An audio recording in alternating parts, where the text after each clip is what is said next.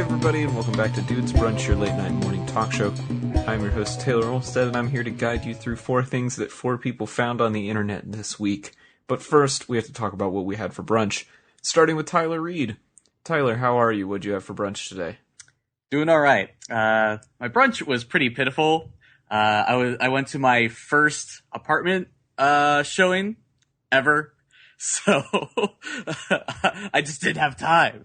So after that, my mother shoved a bunch of food at me to take over to Catherine's house, and I was like, oh, I guess I'll have some fruit from this fruit tray with some yogurt. So that was my brunch. I didn't even have coffee. I've had 0 coffee today. I feel uncomfortable, but I don't feel any less energetic, which I think means I'm probably still addicted. Well, hopefully you don't fall asleep in the middle of the show. Oh, I'm good. Got Game of Thrones tonight, baby! Sure, okay, whatever. Shaun, how are you? What did you have for brunch today? I'm good. Had a good day today, worked a lot, but that's okay. Unfortunately, as the poster child of bad brunch decisions, I had an ice cream sandwich and coffee for breakfast this morning. Really setting it off right. Start your day with ice cream and coffee.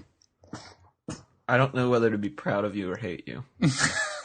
Our guest this week, Alec Fink. Alec, welcome to the show. What did you have for brunch today? Hi, everybody. Thanks for having me on this week. So for brunch, I had some nice linguine with ricotta and spinach as the topping, made courtesy by my wife, Katya. That's a solid brunch. Unexpected, but solid. But where's the geta? Shut up, Tyler.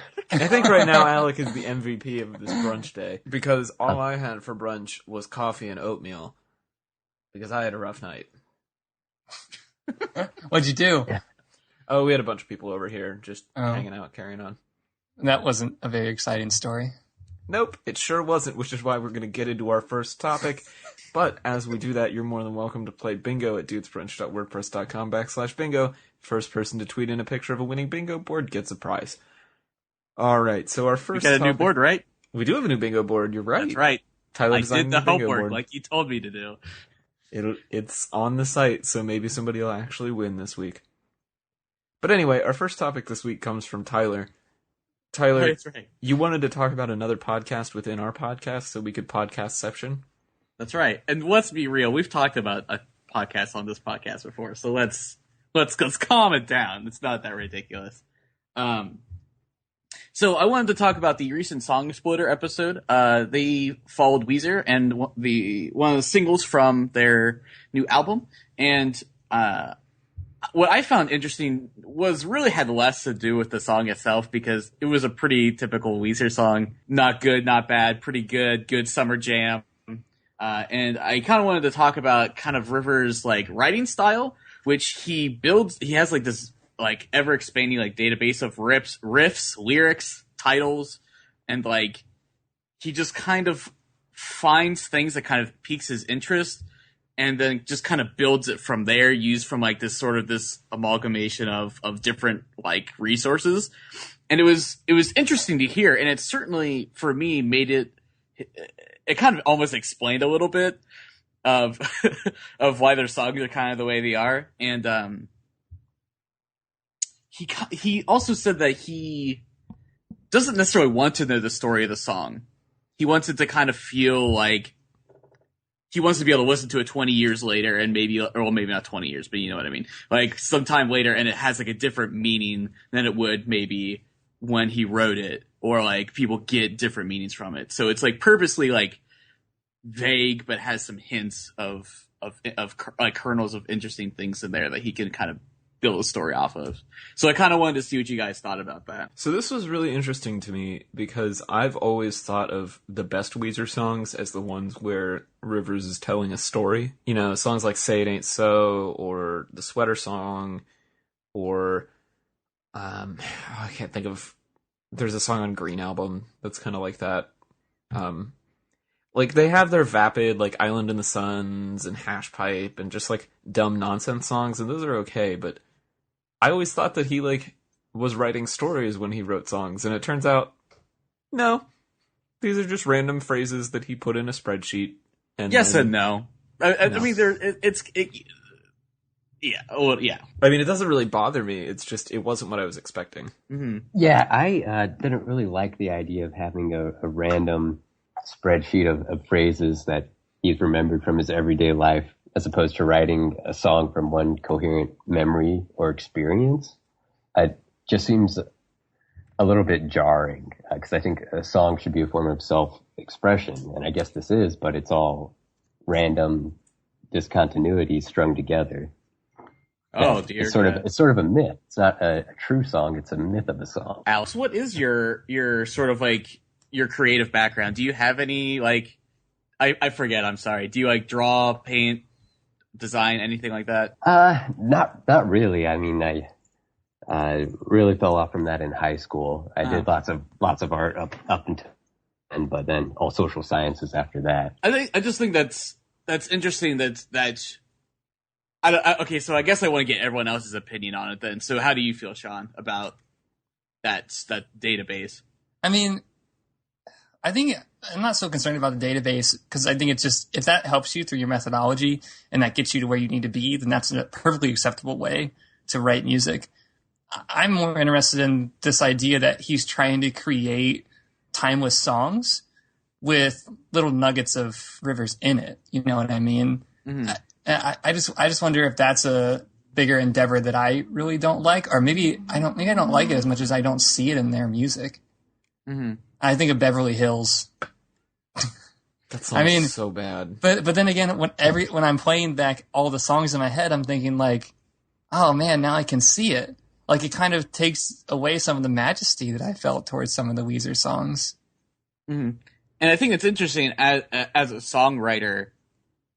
Do you do any sort of stuff like that? Do you like ever like jot down like ideas or lyrics, riffs, anything like that? Yeah, sometimes I do. It really it's more when I really inspired. It's kind of in the moment, under pressure, which is weird because that's not how I write at all. Like in BCMC, when Greg and I were writing, we would really just like play out the music, and then lyrics came second, and we would kind of do these like heat sessions where we would just go and go and go until we came up with lyrics that fit the song really well. I mean, we're talking like it might take like 5 or 6 hours to just pump out like a really crappy chorus. You know what I mean? But it got done, but we would like push each other to come up with stuff. So, but that was an interesting component of this thing with Rivers Cuomo, was he made it sound like, at least now, I don't know if they have always done it this way, but he writes the melody, like the vocal melody and the main guitar part, and then sends it off to the band, and they all do their parts individually. And so there's not a lot of time where they're in the studio like that, grinding out a song together. Mm-hmm. It's mostly like working in isolation, which just seems very strange to me for a band of their style. Mm-hmm. So do you have a problem with the database then, Taylor? No, I don't. You know? I mean, David Bowie used to write like that a lot. He would take his journals of poetry and lyrics and cut them up into little strips and then like put them in a bag and pull out phrases, and that's how he wrote a lot of his songs.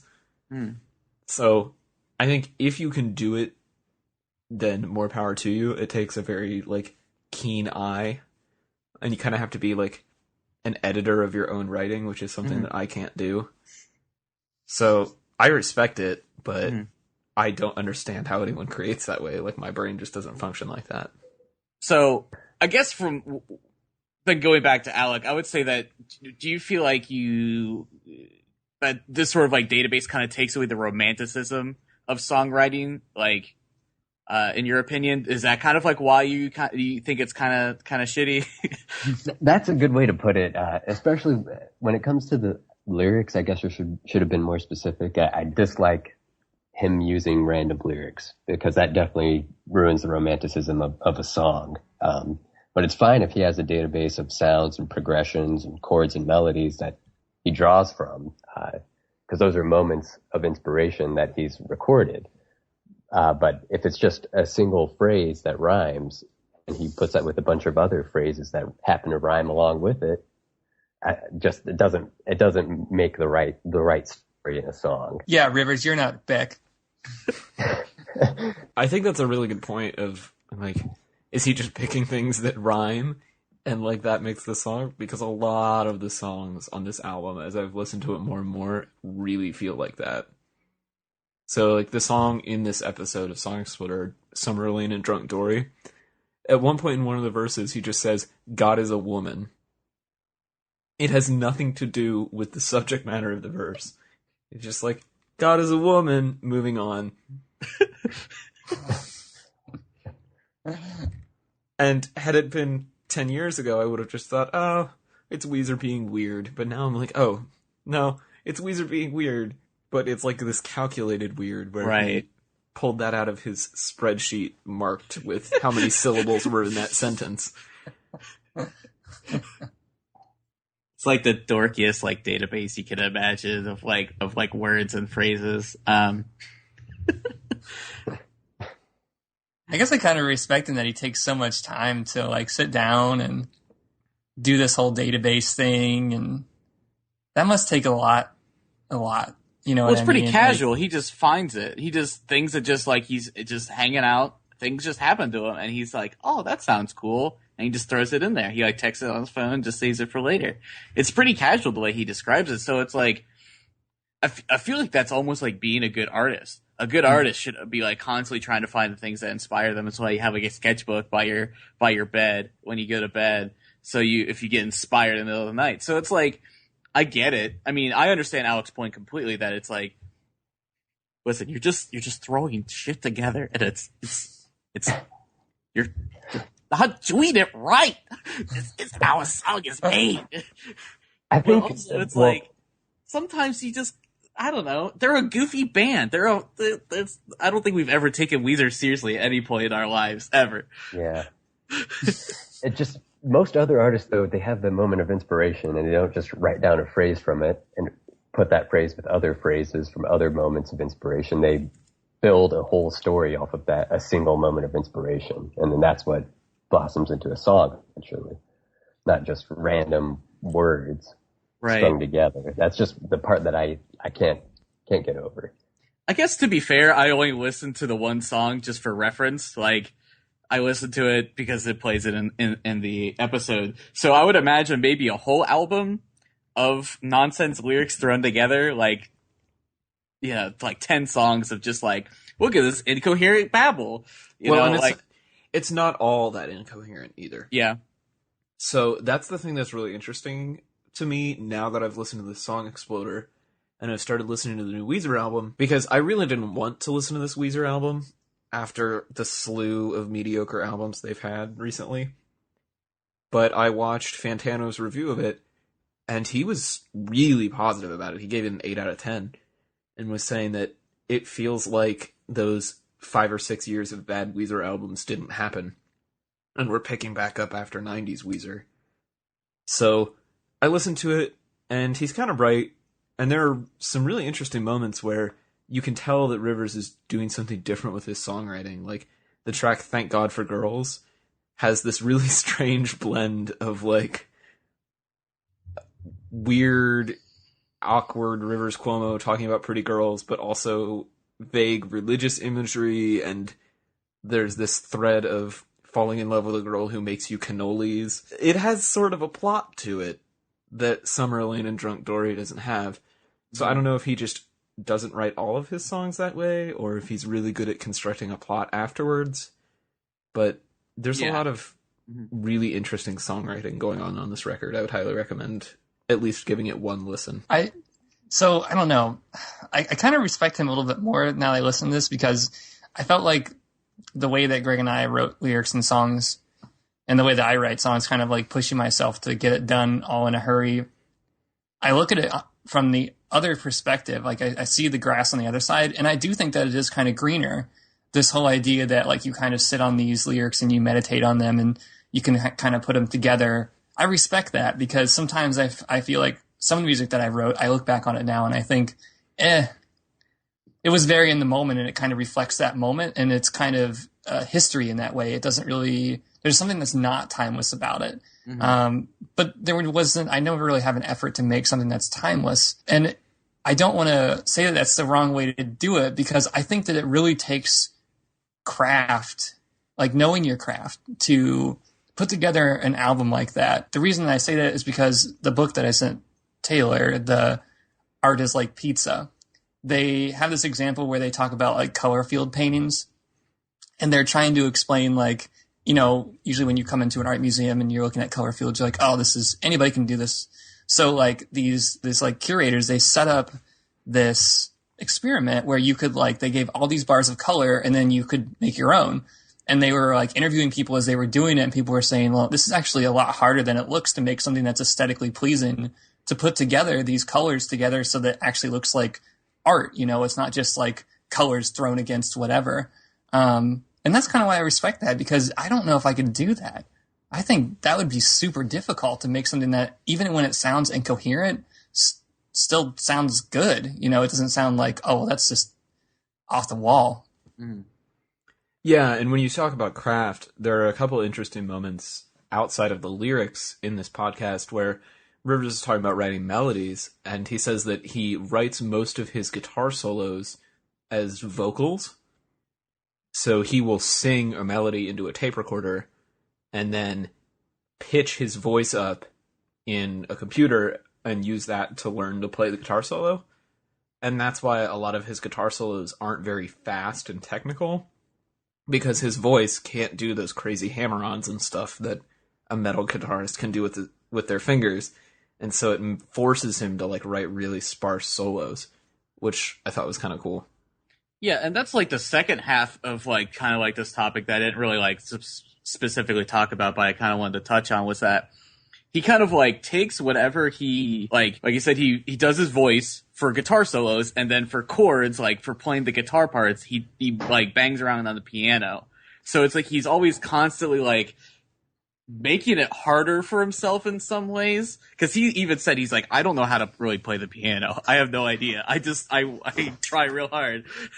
Right. So yeah, I think that's really interesting. So Alec, how do you feel about that then? Do you feel like him kind of like taking himself out of like the instrument and putting himself in an uncomfortable zone, like kind of like redeems him maybe a little bit in your eyes, despite his lyrics not being to your liking necessarily? It's part of his process, I guess. Whatever works for him, but it just seems more quirky and weird as having a database full of things. I'm going to try to figure out how to make this melody right by playing it on an instrument I don't know how to play. It's just sort of the same process as, well, he hopes he can hit the right notes to create the right melody as he's tying together, well, I hope I can find the right random word to create the right verse. I don't know, it doesn't move me, doesn't make me respect him as an artist, just as a weird, quirky band. And I've never really liked Weezer's music, if you can't tell already. There's just something about him that they just seem like a garage band that got lucky. Fucking nerds.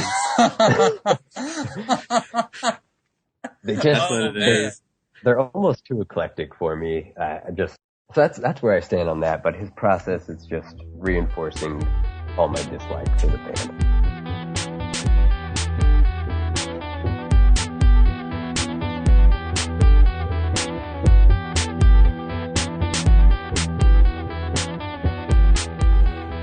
So I've got our second topic this week, and I wanted to talk about something that is near and dear to my heart for nostalgic reasons. I want to talk about the Killers' second album, Samstown, which actually turns 10 this summer, which is kind of strange to think about. So if people aren't familiar, the Killers, mid-2000s to present synth, glam, alternative rock band from Las Vegas. Had a lot of success with singles from their first album, Hot Fuss, and went into their second album trying to do something a little bit different, and the critical reception wasn't that great. A lot of music press didn't really like it. It didn't sell nearly as well as Hot Fuss. But in the years since, a lot of the songs from Sam's Town have become some of their more popular live songs. And the lead single, When You Were Young, I think is still one of like their top 5 highest selling singles. And on Rock Band. And it's also on Rock Band. I want to talk first about this transition from their first album to the second. And do you remember, did you think that the Killers were going to survive more than one album? Or were we just assuming that they were another fad band that was going to be like a one-hit wonder? Because when they first hit, I remember thinking, somebody told me it was going to be it. And that was all I was ever going to hear from that band. I never really thought that. I thought they have faded since Hot Fuss, but I didn't ever think Hot Fuss would be a one and done for them. It was too commercially successful. I knew their second follow-up, Sam's Town, would still sell huge. It's still a platinum record, despite the negative reviews it got. But I think they really have faded away after taking that 4-year hiatus following up Day and Age. So Brandon Flowers could have his solo debut, and then what didn't help at all was that their fourth album, Battleborn, was just an awful mess. And that's really stymied their success in the pop culture realm. But hopefully they have a new one coming out this fall. There are rumors, so we'll see. Yeah, that's what I think is really weird. I agree with Alec there that the hiatus might have been kind of what took them down, was because, well, I should say, I'm glad to see that they're headlining festivals again. Like, there'll be a Bunbury, which you shouldn't go to because it's a terrible festival, but whatever. I mean, you can't win everything. But aside, I didn't think that Battleborn was a terrible album. But it was weird. Like, there seemed to be this good consistency with Killers albums that you knew, like, the Killers, even with Battleborn, I don't think they changed that much, but you had a feeling like you knew that Brandon Flowers was going to be there. You knew what their guitars are going to sound like. They had like nice bass lines. The drums are pretty decent. All the videos were really nicely done. And I just feel like maybe they lost it. Like, maybe all of their fans that they had that were like super into them, after the 4 years, they were just like, let's go someplace else. Or maybe they didn't say let's go someplace else. They had to go someplace else. Yeah, I just think Battleborn, it feels lethargic compared to their other albums. There's some element that it lacks energy compared to all three before it. All three had those pump-up songs interwoven throughout it, the epic moments like When You Were Young, then, of course, Mr. Brightside, and then Day and Age. I really liked This Is Your Life. That was a great one in there. And there's just not a song like that on Battleborn. I think you bring up a good point of lethargy. I was watching, and I'll link in the show notes, to their headlining performance at Tea in the Park in 2007. So this would have been like 6 months to a year after Sam's Town came out. And they're such an energetic band. I mean, they've always been a really good live band, but watching that performance, it's incredible the amount of charisma that Brandon Flowers has on stage. And all of them are super into it. And I don't know, maybe taking some time off and everything did kind of kill that momentum for them. I saw them on the Battleborn tour. They were great. But I agree. I think the record was kind of lacking. And their set list on that tour didn't have as much from that album as you would have thought. Like, yeah, there was a lot of the first 3 albums. I never put this together either, but I can't believe that for 4 years in a row, they put out a new album every single year. Hot Fuss, Sam's Town, Sawdust, which was B-sides from the first 2, and then Day and Age in 4 years, yeah. God, maybe they did need a break. Like, that, I would just feel burnt out after that. Yeah, that's what Mark Stormer and Dave Koenig, they're always cited in various interviews as saying that they're tired. And then Stormer, at the end of their Battleborn tour, ended up skipping out on a couple of concerts, I think in China. He just didn't go to the last few concerts, just went home. Wow. It's tough. And that's why I really like this album, because it feels like they're a seasoned band, but they're still at the peak of their like young burst of energy. The first few songs on this record are just so full of like excitement and power. You know, the title track, and then When You Were Young, and then you get the interlude, which, you know, is somewhat important. But then you go into Bling, which is like one of the signature songs from this record, and then For Reasons Unknown, like that's 4 of their hardest rocking songs in their catalog, all on side A of this album. But I want to talk about this one in particular because it seems like they're trying to do something different that they haven't done on their other albums. I always got the feel that this was kind of a concept record. It has these interludes, and they had this whole visual element with it of like the old Las Vegas and kind of the gritty side of Vegas, talking about Brandon's uncle doing cocaine and all these like fairground imagery and just kind of desert life. I was wondering if anybody else had that feeling from this album, or if it was just another pop album for you. It definitely felt different. You like, because as like a very, I would say I'm a pretty casual Killers fan. Like, I don't think I haven't bought a single album. You know, I've never really listened to like necessarily a full album, aside from just now. You know, the Sam's Town. But just from the singles alone, you could definitely tell that the difference between Hot Fuss and Sam's Town was like drastic. I was like, is this the same band? I was like, this seems like usually bands try to keep like the same like feel, vibe, and then this was just completely different. So I definitely could tell there was something going on that was different. I don't know. I do see it as a concept album. I think there's a really strong story if you just don't even view it as in they're growing up in Las Vegas, but from Hot Fuzz to Sam's, that the whole journey of finding stardom, having to cope with success, having to overcome doubters, critics, and then just accepting and be like, well, I'll march on. And you can really see that in the progression of all the songs. I mean, Sam's Town, you could see it as it's Brandon on the realm of stardom. He sees Sam's Town, aka Las Vegas, fame, fortune. It's right in front of him when Hot Fuzz is first released and catches fire. And then When You Were Young is kind of like his arrival song. He's made it, yet he's cautious about what's coming ahead, you know, not drinking the devil's water if you want to interpret the lyrics. And you could just go on and on through every song like that. I mean, Bling, I kind of interpret it as falling into the temptations of stardom. He's running with the devil. Before the song wraps up, he pulls himself out of the fire.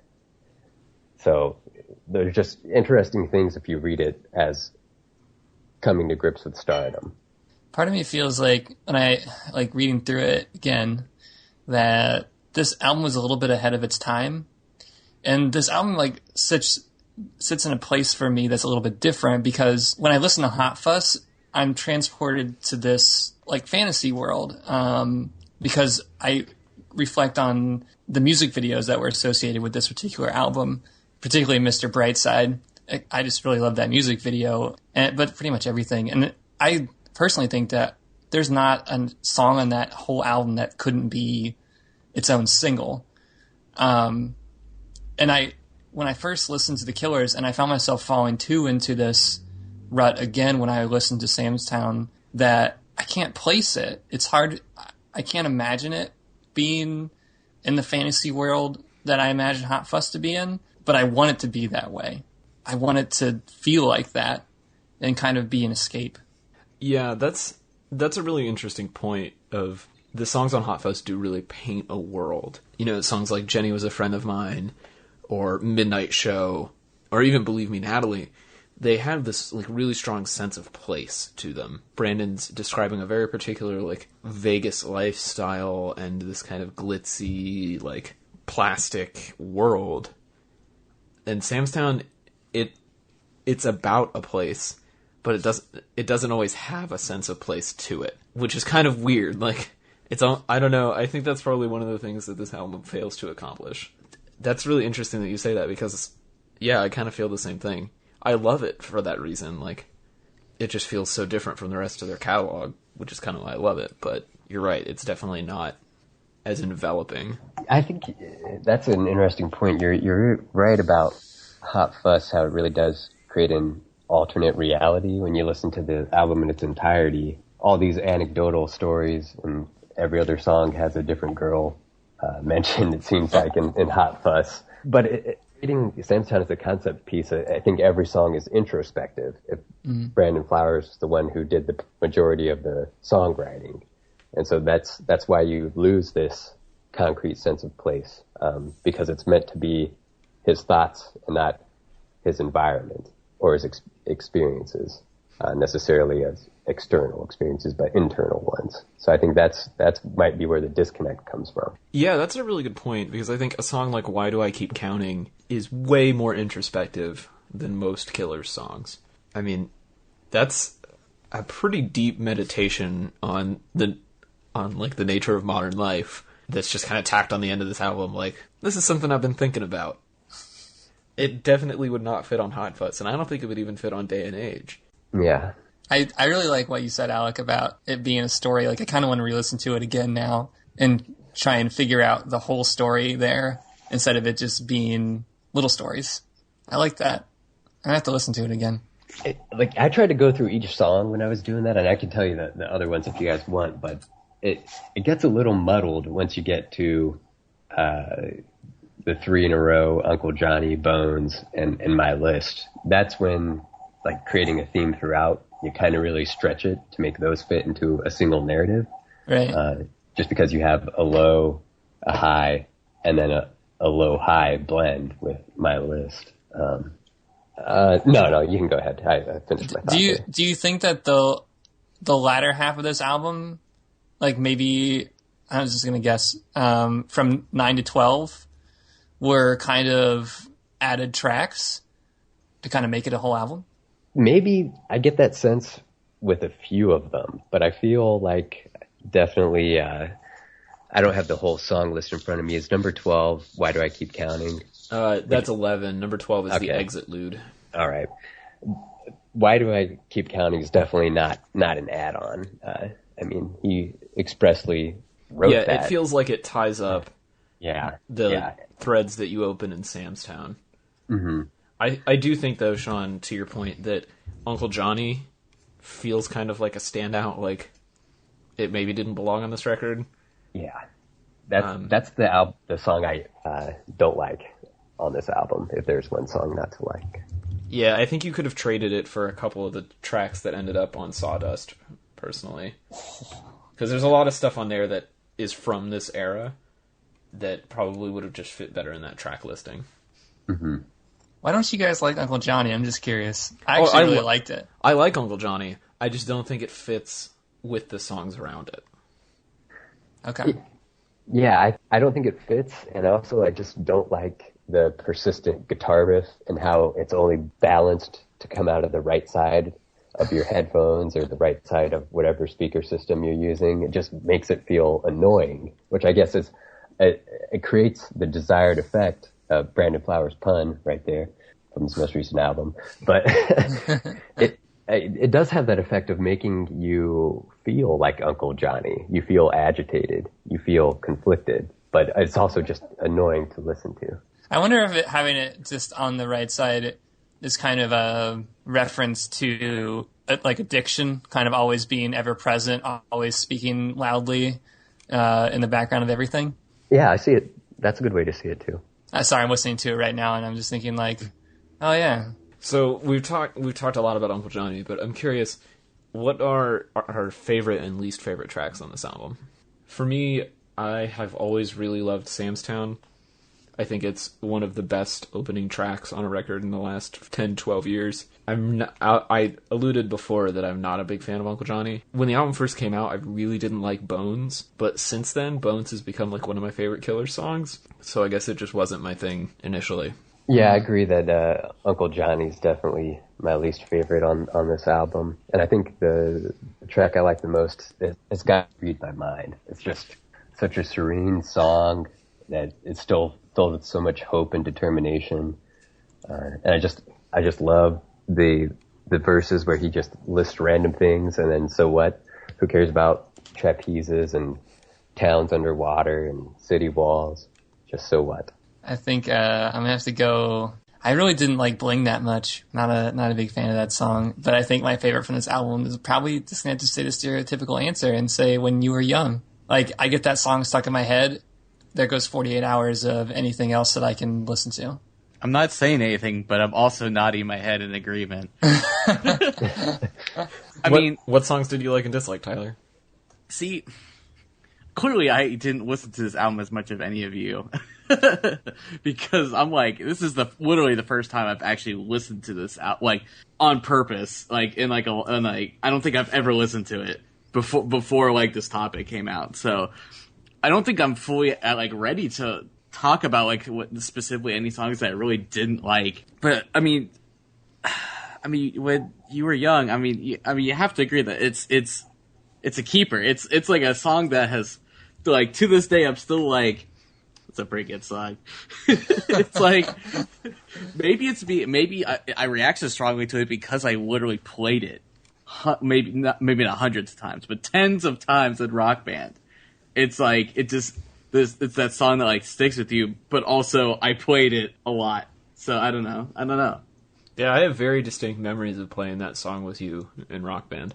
It's very strange, like, thinking about this album being 10 years old. You get a lot of these articles that come out now that are like, such and such album is turning 10, such and such album is turning 20. I'm not sure anybody's going to write a 10-year retrospective on Sam's Town. Well, but aside from you. From me, yeah, but I think it's kind of interesting to think about a band that has been recognized as consistently good, but this is the album that people are just kind of like, yeah, okay. Versus Sawdust when they said... I mean, nobody said anything about Sawdust because it's about the B-sides. Yeah.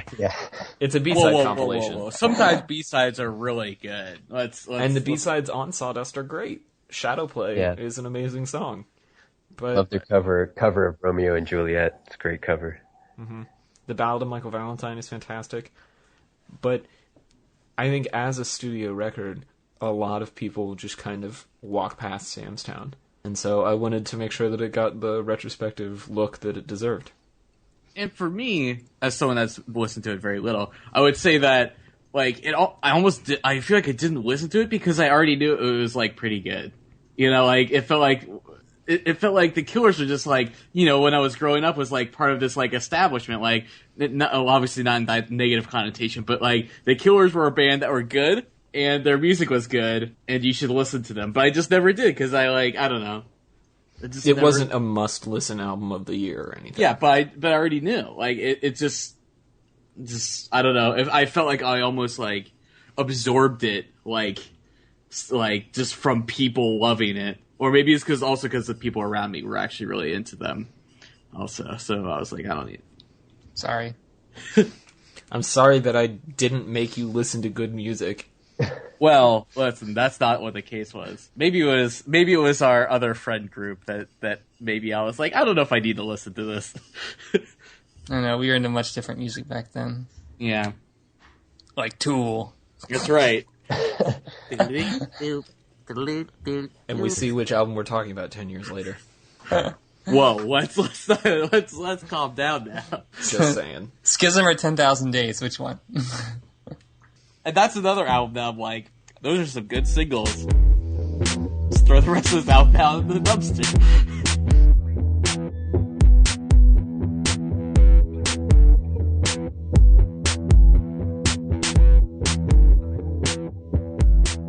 So our third topic this week comes from Alec. Alec, what do you have for us? All right, I've got the album Junk by M83. It's their 7th album, and if you don't know about M83, they're a French electronic music band. Not really a formal band. They have rotating members who are always in and out. But it's the follow-up to their 2011 hit Hurry Up We're Dreaming, which I'm sure you've heard one song off of that album and numerous ads that I won't mention. But I think Junk is a much needed improvement upon that album, and I'll be the first one to admit that I didn't know who M83 was before Hurry Up We're Dreaming, but I didn't really like that album. However, Junk I find to be pretty amazing. I love the eclecticness of it and how he's able to seamlessly blend together all the sounds of the late 70s and 80s, which he drew from listening to his parents' old albums. How he has these huge 80s guitar riffs, really gregarious saxophone blows, and orchestral bombast, just boom, hit ya, but there's also layered synths throughout every single track, and it's just a beautiful album that I think has really captured that era of music. So what do you guys think about the album from just a listening standpoint? How do you like it in general? I enjoyed Hurry Up We're Dreaming, but I wasn't like enamored with it. I cannot stop listening to this album. I listened to it in the car last weekend. I was on a long road trip, and basically ever since then, it's been like that or the new Weezer album on repeat for me for the past week. You hit on everything I love about it. I think it's a great picture of the 70s and 80s with some modern reinterpretation. It kind of reminds me of Random Access Memories. Yeah, that's exactly what it reminds me of. I think it's less groovy, funkadelic, though. Yeah, it's drawing less on the funk and more on the almost film music, like film scores and orchestral pieces, as opposed to the funk background that was on Random Access Memories. Mm-hmm. And what I like about the album, too, is, he called it junk because it's just a random assortment of songs that are semi-organized, but I think there's a real organization with the way the album progresses. It starts off really strong, falls to this quiet place, booms out again, and then ends on yet another quiet note, and it's just a beautiful progression, like a sequence of waves. So I don't think it's definitely an ironic title. It's not junk. Well, let's say that, much like Sam's Town, I thought the previous M83 album was an album that you could just kind of sleep on because you already knew the good stuff. It was like it's a good album, you already know. So this was actually my first, once again, listening of a full album by this artist. But I really liked it. I think basically for the same reason you guys were saying, is that there's a lot of different sounds going on. It's pretty varied. It feels like there's not a lot of it's not a pop punk album, you know what you're getting. You're getting something very different. It's less structured. It's more freeform, which is kind of what I've been looking for. Just generally with music lately, is I've been kind of more electronic, more instrumental kind of stuff, very much in this vein. So I really enjoyed it, although it's maybe a little mellow in some places for my driving mood usually, but that's okay.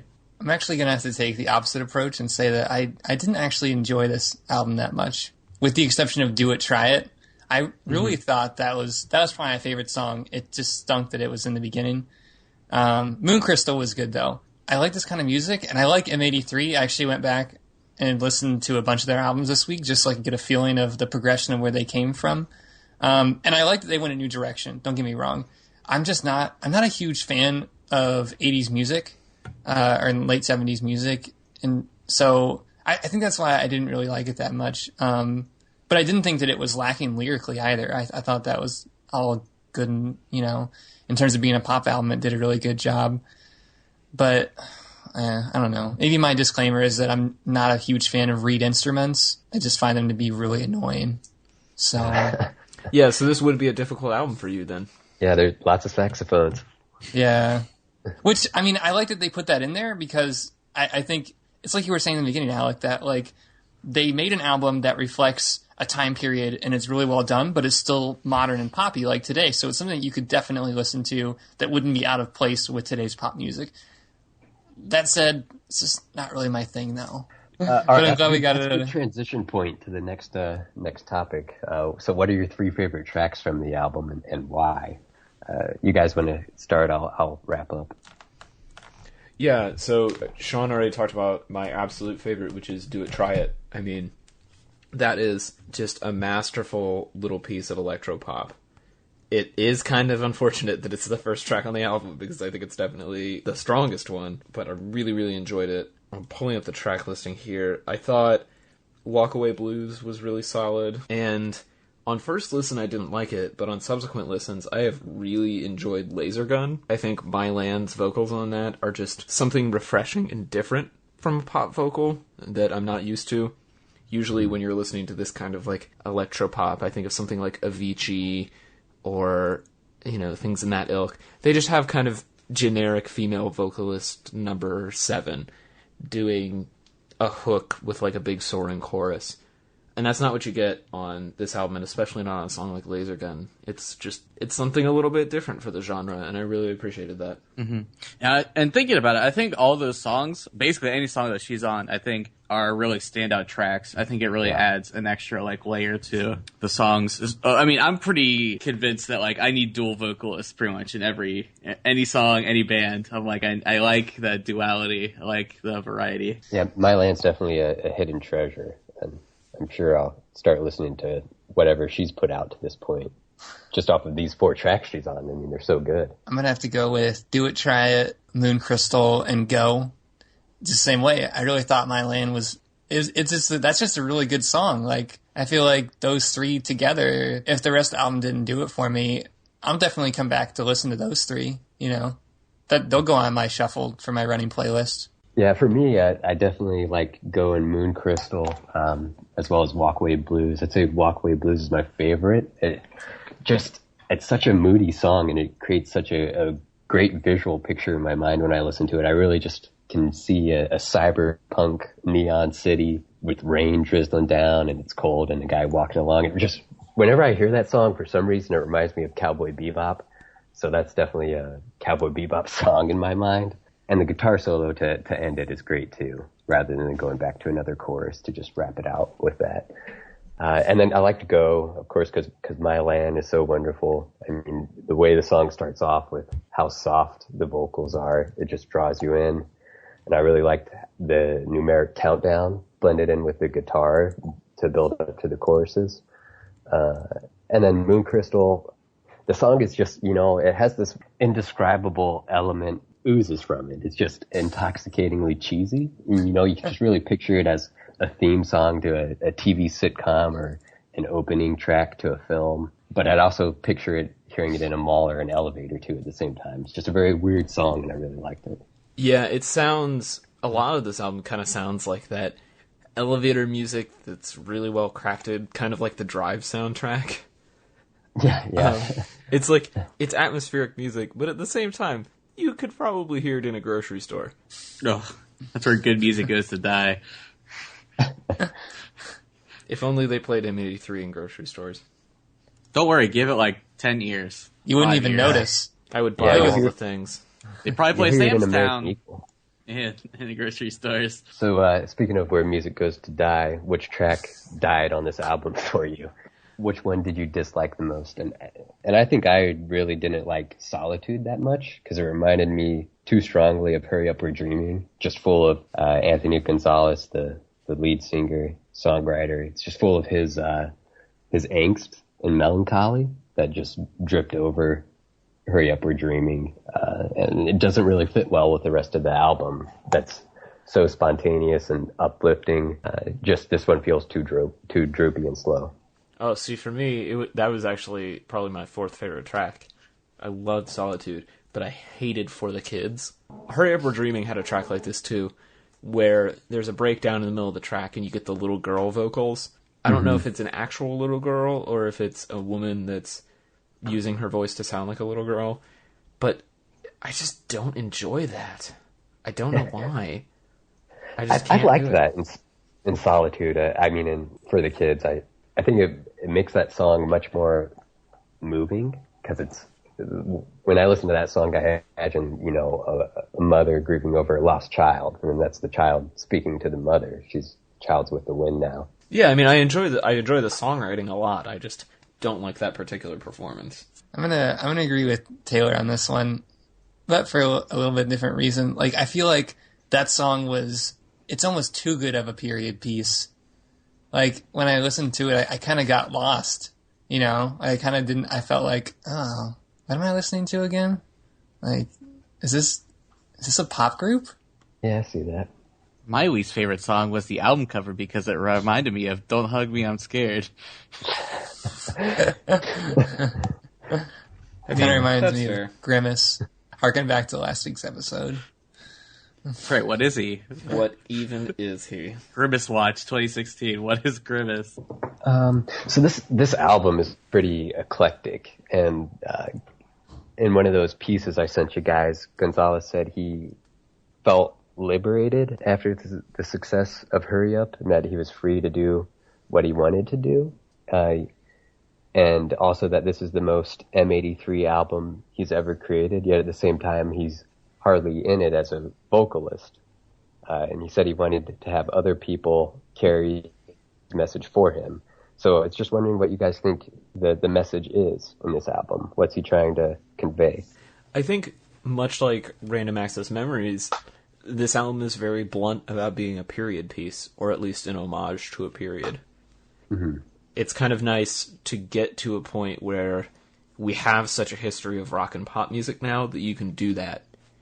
Because 20 years ago, it really would have come off as cheesy if you made a 60s rock tribute record or a 70s, disco pop tribute record.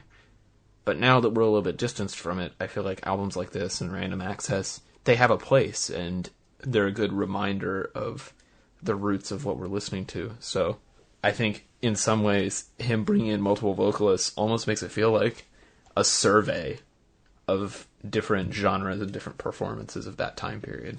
Mm.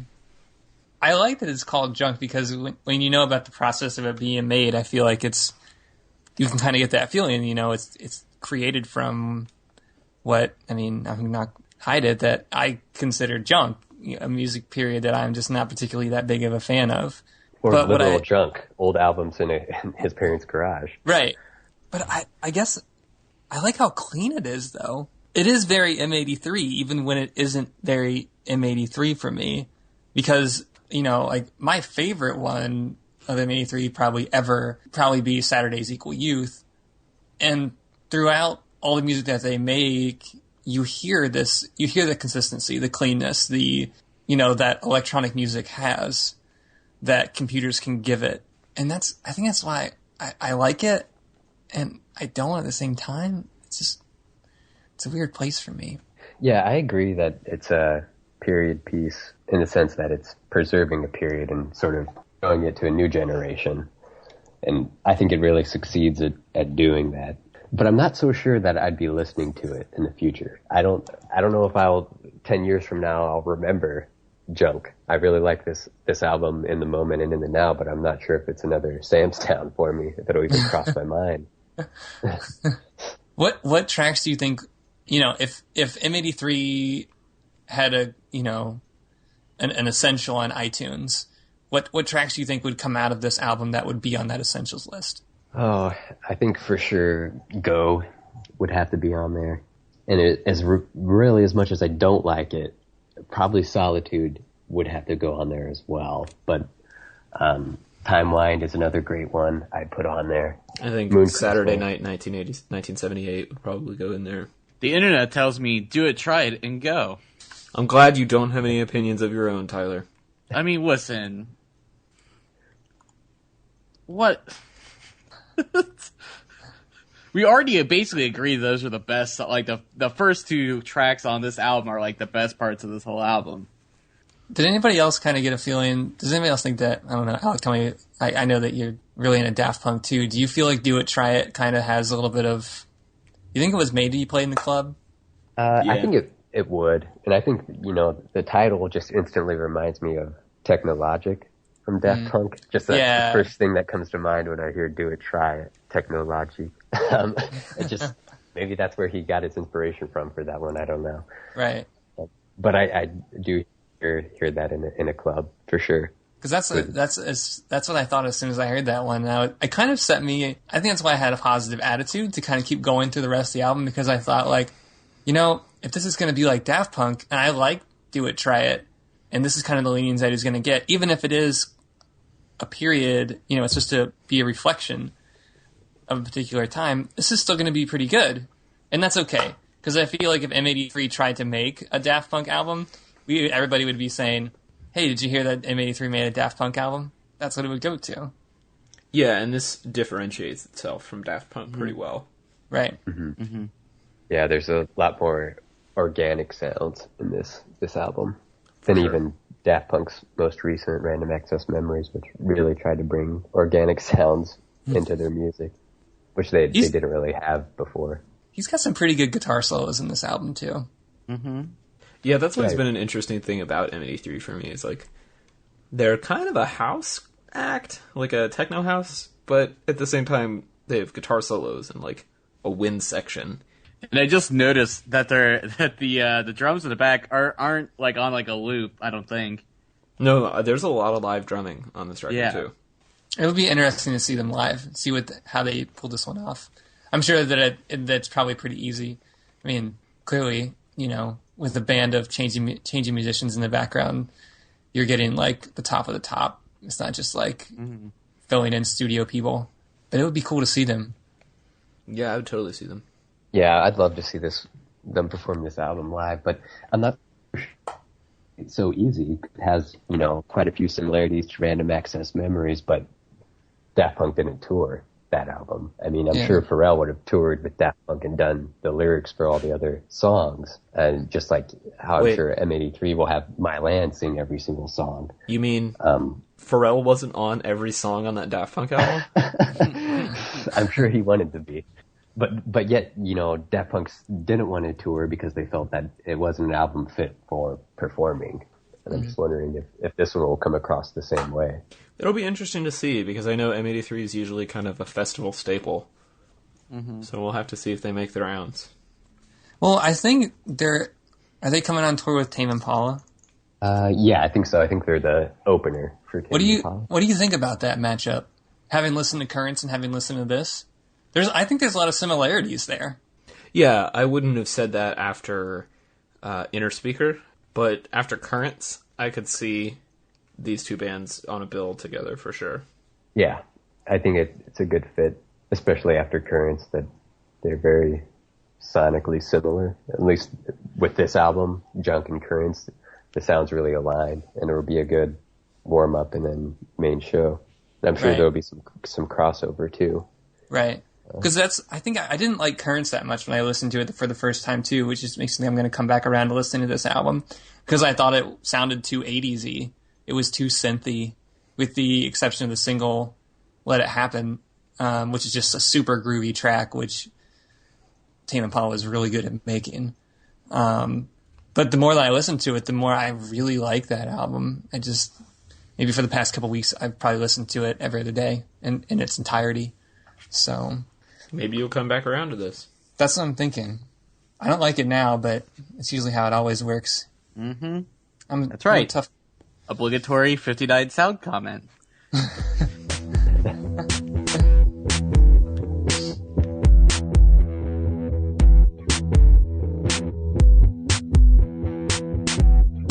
All right, our fourth topic this week comes from Shaun. Shaun, you have a new segment for the show. Yeah, my new segment, which I'll probably be talking about, even though we talk about it pretty much every week on the show, it's going to be called Get Wrecked Millennials, and this is part 1, and it's basically just stories about millennials, particularly bad things that happen to us. So this week I had the guys read an article that was written by, it was an AP Big Think piece, I think, actually, but it was about how a lot of millennials are having trouble making down payment savings to buy houses. I think this is particularly salient because a lot of us are either getting our first apartments or we're in apartments and we're thinking about houses and stuff like this. It's the next step. I feel like a lot of us, or maybe not the next step, but in a series of steps to become adults. So particularly in this article, they referenced Cincinnati and Washington, D.C., which are both places that most of the podcasts, everybody on here is familiar in some ways or another. So just what did you guys think? Just get it started. Go ahead, Alec. I totally agreed with the piece. At least I definitely fit into that 37% statistic of not having enough for a down payment. And I think it's a real quagmire that major urban centers are going to have to try to figure out, because there's a new generation of people coming from the hinterland, from the Midwest, who are either going to the West Coast or the East Coast. And when you're in an entry-level profession, yet the housing market, at least from my experience in DC, if you want to live within 20 miles of DC, be ready to buy a house no less than $600,000. And that's just not something you're going to be able to save up to make a 20% down payment on when you're first starting out. It's just not possible. And so there's a new housing crisis. I mean, you have a generation of educated people who are willing to work hard, yet there's no finances available to pay them, not necessarily what they're worth, but at least so they can have an adequate standard of living in these ultra high cost cities like DC, which is always in a battle with New York City and San Francisco for being most expensive place to live. Right. And, you can't build projects for millennials, but maybe you can, but they can't be cost subsidized by the community at large because, well, the new millennials aren't as poor as people who live in project housing, but still there's a housing gap for sure. I think gap is a better term than crisis, because crisis implies that we don't have anywhere to live. Yeah. The thing about a gap is there's low income housing, which granted we don't have enough of, but we have. And then there's homeownership. And it seems like those two things are so far removed from each other now that, I mean, the only way I can afford to live in Atlanta is renting in student neighborhoods. So all of my neighbors are undergrads at Georgia Tech, because I can't afford to live in the young professional neighborhoods where people who have been in the workforce for 6 or 7 years live. I'm in my second year in the workforce. Like, I'm still living like a college student. That's the only way I can do it. As millennials who rent, are soon to rent, are you surprised that 37% of us don't have, I mean, and it's like, and it's not even to say that we don't have money for down payments. It is zero savings for down payments. Yeah, that's really shocking to me. Maybe it's just that, I don't know. I don't know how other people manage their finances. That's not something that you ask people. But I do see some other millennials, particularly when they first join the workforce, they treat all of their income as disposable income. And I like to be a little bit more measured than that, and so I am saving for a down payment. But I know realistically that I'm not even going to be close to one for another 4, maybe 5 years. Mm. And I don't know, like, I just can't imagine being 23, 25 years old and having nothing put aside and no intention of putting anything aside for home ownership. And some people are like that. They're just like, I don't really care. It's not really my thing. And you even have a good job. I do. That's right. Yeah, you work full-time. Tyler, you work 2 jobs, and I work part-time. You know, I'm lucky if I make full-time on a really good week. Are you guys saving? So I have about $4,000. I mean, I've gotten really, really, really good at squirreling away money. Will of the warrior in terms of saying no to stuff that is not essential or not something that's going to make an immediate difference. So that's what kind of shocked me, but that wasn't really shocking at the same time that 37% say they have no money for down payments. And part of me wonders if that's actually kind of low. Yeah. If you think the actual number is higher than that. Yeah, I think it's actually significantly higher than that. I think the number of people who don't have enough is higher than that. Yes. Yeah. But I think a third of people not saving at all sounds about right. Yeah. It might just be where, depend on some stipulations, but Taylor's really the only person I think that I know that's like actually in his field doing exactly what he wants to do. Mm-hmm. More or less, like that I know. And this like making true. good money doing it. The job market has been a lot harder on a lot of people, and so it's hard to save when you're just kind of jumping from thing to thing trying to break into your industry. Right. Have you and Katya thought of getting a house yet? Is that a plan for you guys in any time in the near future, or is it kind of like touch and go, if at all? I do think about it, and I do look at houses on Zillow's. I just really like the map and the interface. And I do look at the houses and be like, oh man, that's a good house. I wish I could afford a down payment on that right now to just plop down $60,000 or more. But I know it's really far off in the future for me. There are people I know who have lived in DC for 10 years and worked, and now they're at, near the top of the career ladder, as high as you can get on the hill, if not, one rung below the top of the career ladder, and they still can't afford to buy a house. So there's definitely a problem with integrating people into successful homeowners. So my next question, which I feel like, because we're talking about savings, we can kind of get into this. I'm just going to quote the article real quick and kind of read a little bit out of it. So millennial renters who save have put aside on average $5,830. I'm assuming that's a year. It wasn't really clear there, but let's hope if everybody's doing, full-time jobs, we'll just assume that's what it is. This marks less than 1/5 of savings needed for a typical 20% down payment on a house that's 75 or 175. What do you guys think about that? Like, is this reflection of savings accurate to what you've seen? Oh, absolutely. I'm 23, my roommate is 27, and we were talking recently about if we're going to stay in this house when our lease is up. And he was saying, well, come to think of it, ever since undergrad, I have moved every single year from one rental to another rental to another rental to another rental. And I was like, yeah, I've done the same thing. I would love to stay in a place for more than 1 year. And we were like, well, we're never going to buy this house, though.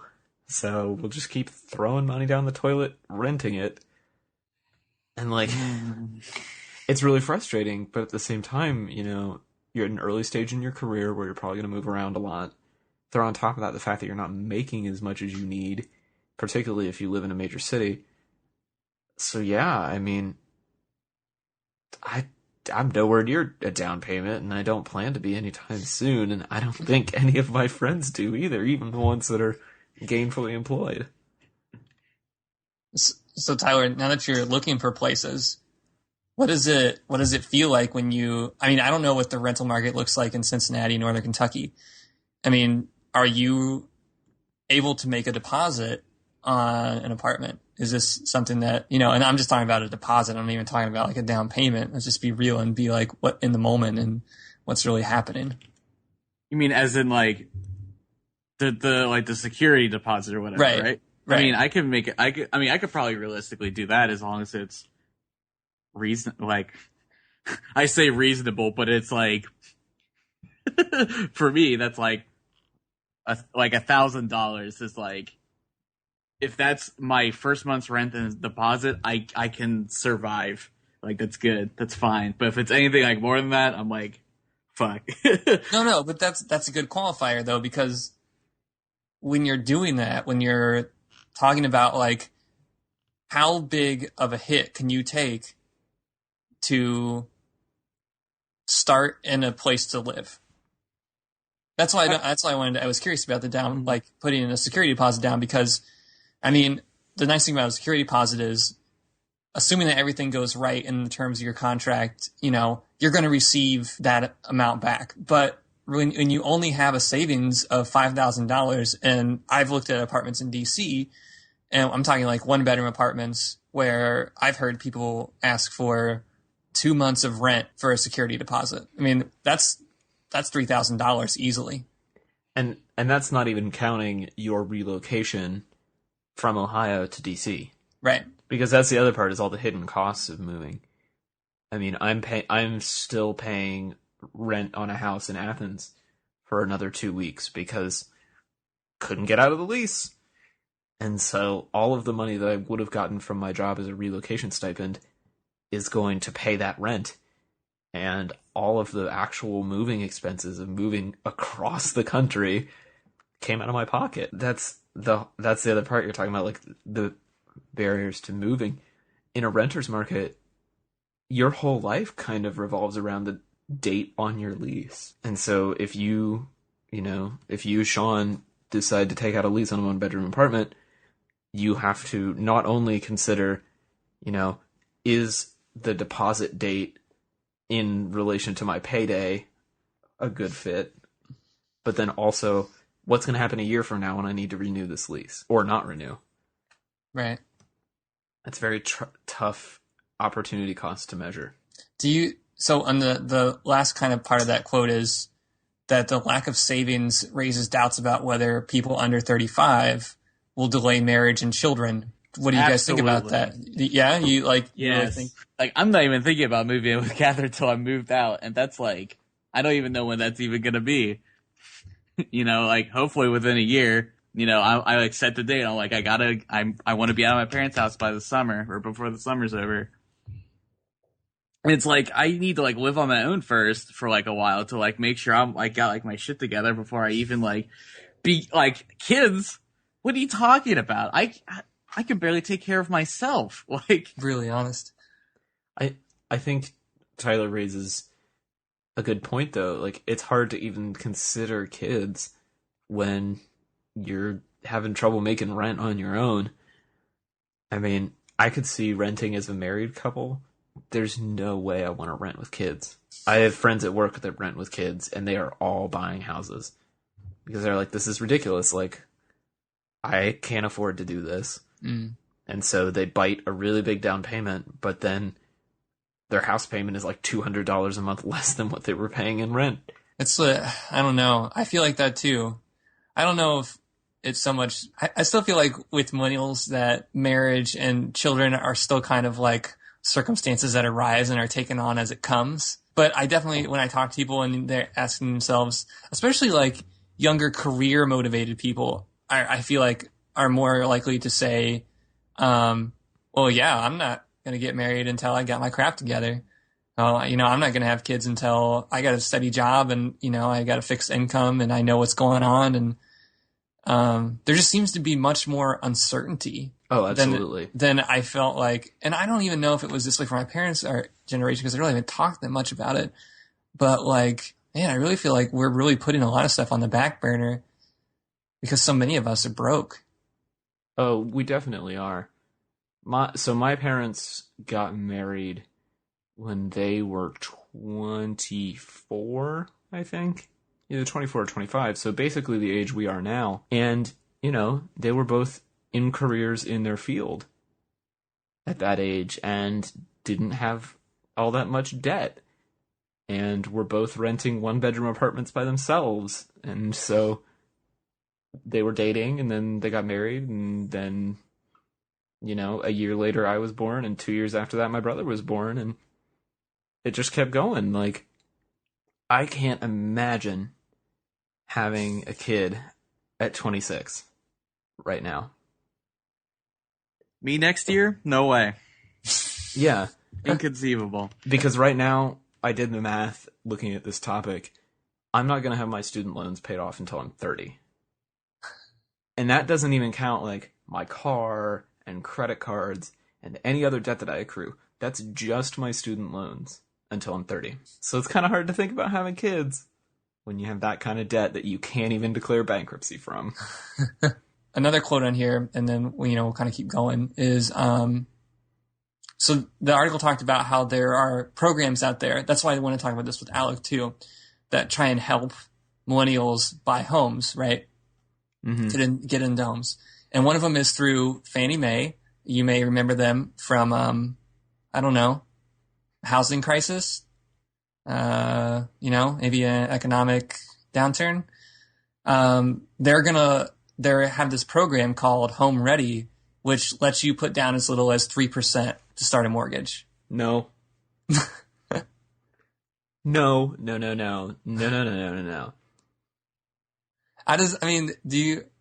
So clearly you don't feel confident in these programs. Tyler, I don't know how much you know about the housing crisis and stuff like that, but what do you think about that? Does it kind of make you feel optimistic? Does it kind of make you feel like, like, I mean, let's put it this way. So if you're buying a $200,000 house, which suburbs of Cincinnati, that's a pretty dang good house. Atlanta, that's a condo. In the suburbs. Well, that's a condo on my street. Oh, okay. A 3% down payment on the condos down the street from me are going to be $6,000. Okay. And that's a $6,000 upfront, and then a loan on all of the rest of that, the other $194,000. That's a 25 or 50-year loan. Right. That math just doesn't work right. Like, I don't want $194,000 of debt spread out across 25 years. That's so much interest. Alec, having lived in DC for a couple of years, I have heard from sources around DC that I know too that there is like affordable housing here. I'm not super familiar with it, but I know there's a policy in downtown that says that when they build new apartments, that 12% of the apartments have to be set aside for it's like adjusted income housing. Mm-hmm. Do you know anybody that does that? Have you seen any success stories like that?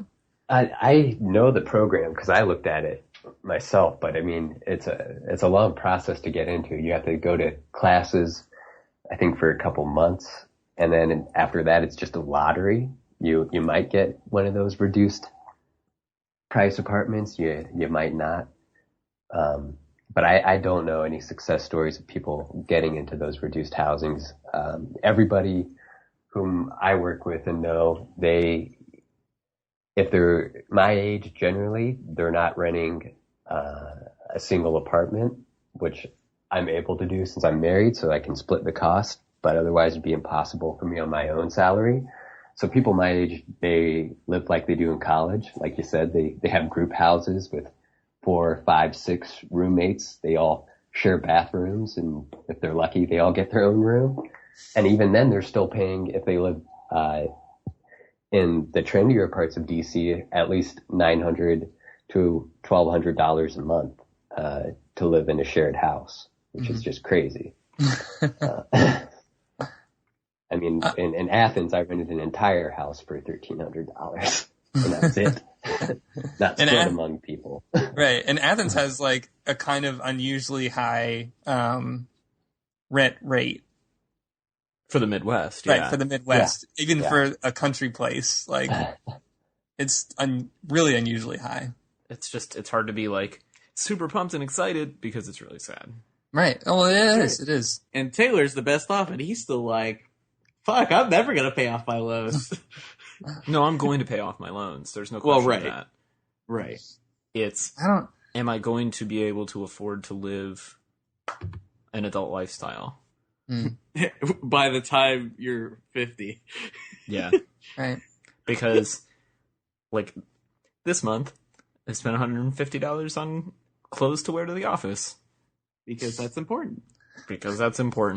The problem is, when you're spending $150 on clothes to wear to the office, $500 on rent, and $400 on rent in a place that you're not even living in, suddenly, that's over $1,000 out of your paycheck. And then you still have to buy groceries and pay your bills. Right. Who's going to buy your mom and dad's home when they want to move out into something smaller? I don't even want to think about it. Right. Where's most of their wealth built up? In that house. Right. So if they can't sell their house and they lose money on their mortgage, right. Guess what?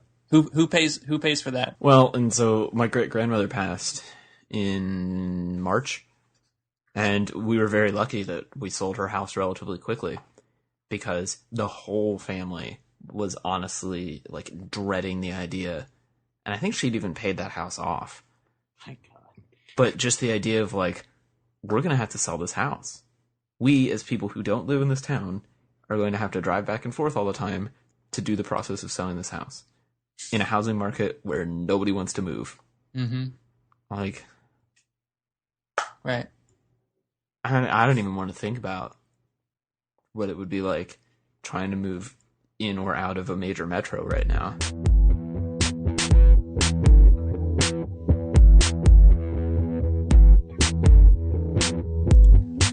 Alright, everybody, it's time to wrap the show up like we always do with a round of shameless plugs.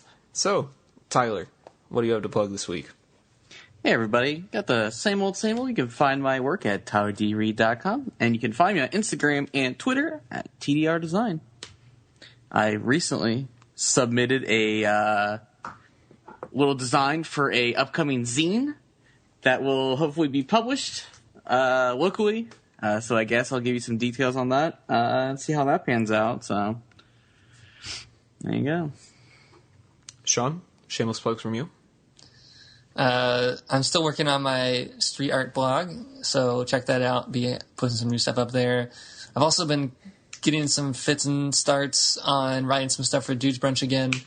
Now that I've had a little bit more time to actually sit down and think about stuff and not just, the day-to-day of city life, which I still enjoy. It's not that bad. So yeah, be looking forward for that. You can follow me on Twitter, as always, at Evans_MURGE.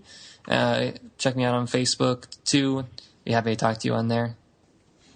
Alec, thanks so much for coming on. Do you have any shameless plugs for us? No, not really anything worth following in my life, so I always try to keep it offline anyway. But if you like to play games, add me on the PlayStation Network. It's Baron Von Bonbon, with an underscore in between Von on both sides. So, Baron Von Bonbon. Awesome. Well, thanks so much for coming on.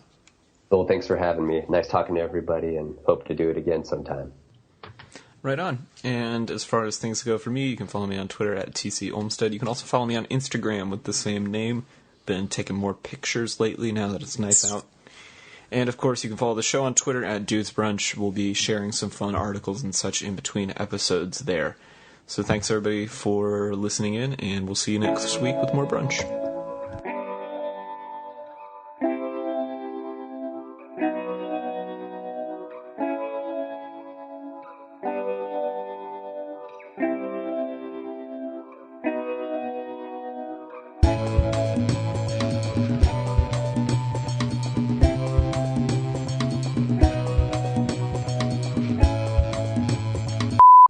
I like to think of myself as someone that you can't have, but eventually I'll see that I need you. Please come back.